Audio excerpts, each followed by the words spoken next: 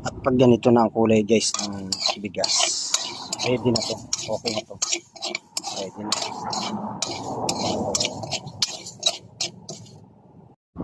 At pag ganito na guys ang tsura ng bigas, naging brown. Dark brown siya.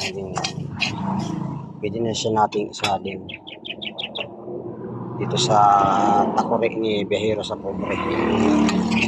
Salin natin siya dyan at pakukuluan.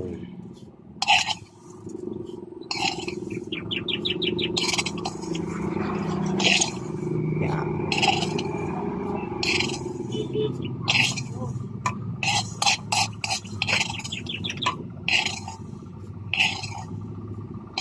Kukuluan lang natin yan. Okay. Ayan guys, yung kape natin na kape organic bigas. Tingnan natin yung kulay guys. Ayan. Yung organikong kape na bigas.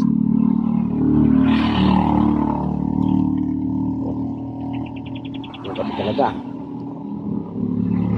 Guys, kaping-kape na.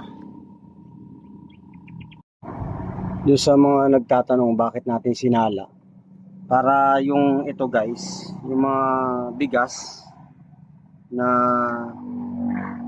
sinangag natin hindi masama dito sa ating kape na ginagawa, para hindi siya mapanis. Kasi pagka mayroong siya guys, mayroong bigas na ganito, isang araw lang panis na kagad siya.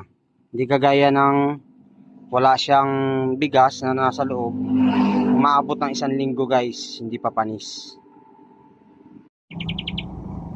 Ngayon guys, kuha tayo ng sando, yung galing sa pinagbasketballan. Joke lang, yung malinis, para sahudin natin,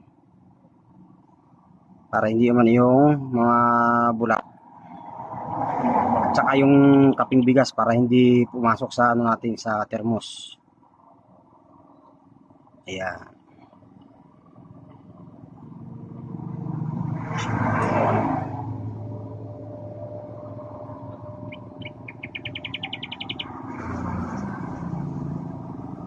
Ayan guys, paggawa ng kaping organiko.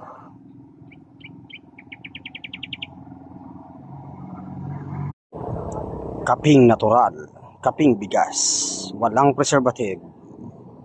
Dito ka na sa kaping bigas.